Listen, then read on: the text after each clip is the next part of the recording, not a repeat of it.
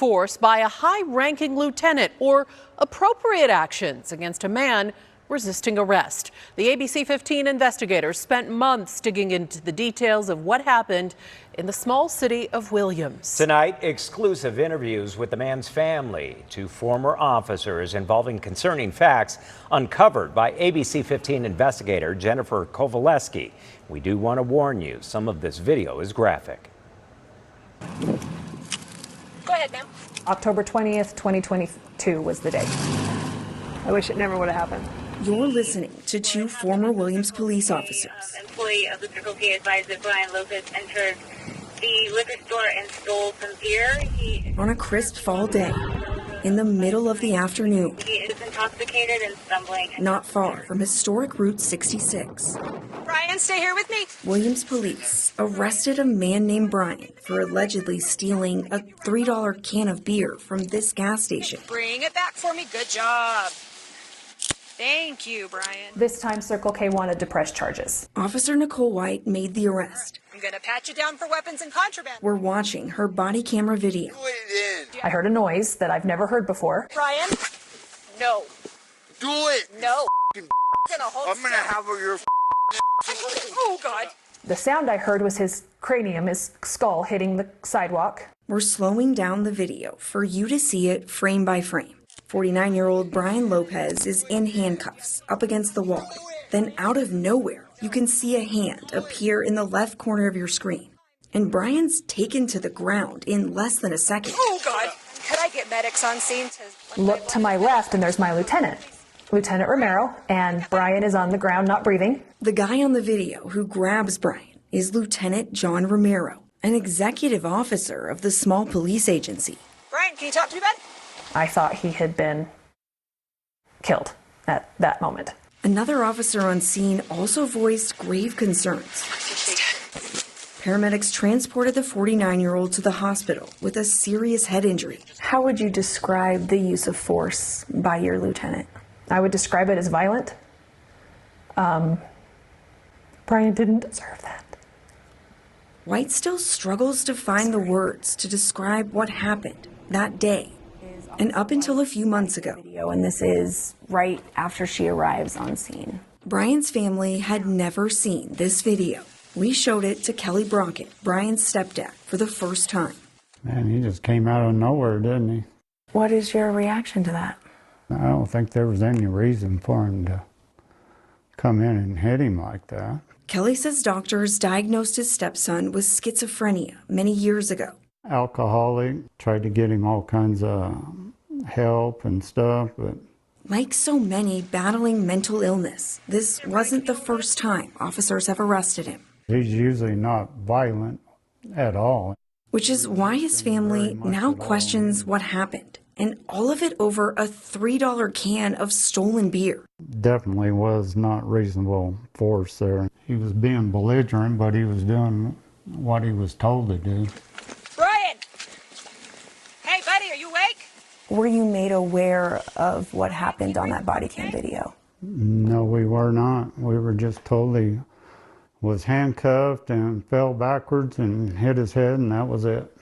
And here's another important fact. Officer White and another detective are the ones who went to Brian's parents' house the night he was injured. That interaction was also captured on body camera video.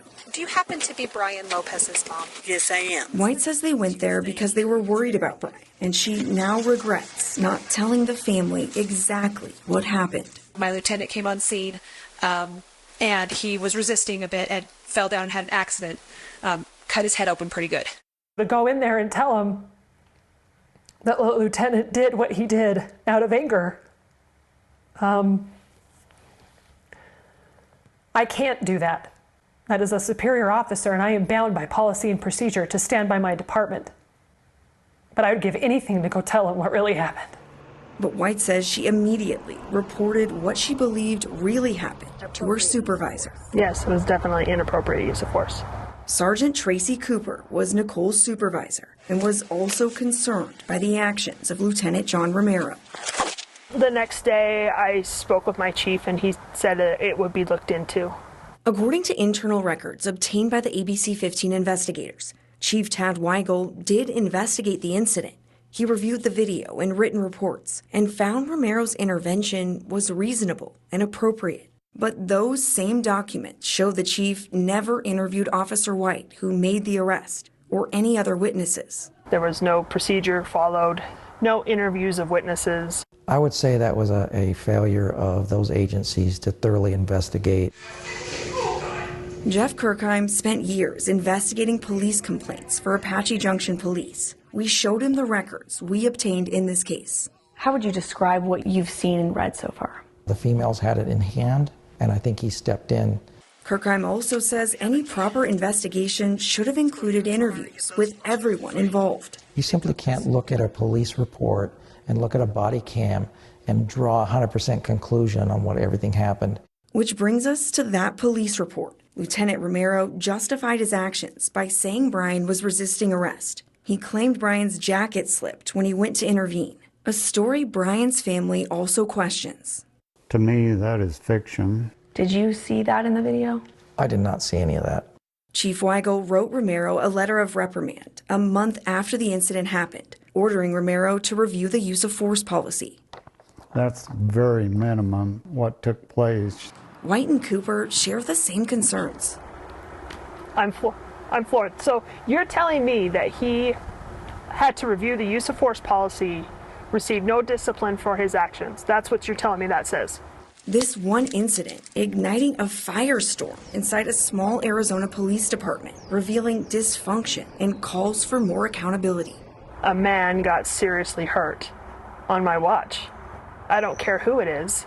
Nobody gets hurt at the hand of an officer when it's not warranted.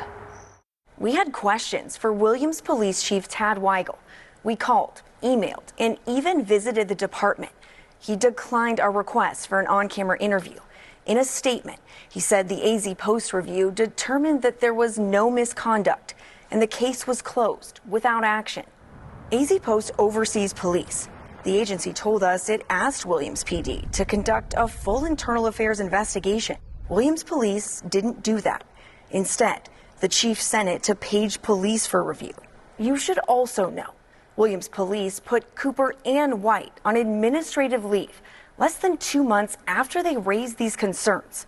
Both have since been terminated and filed appeals in court claiming retaliation. I'm investigator Jennifer Kowaleski, ABC 15 Arizona.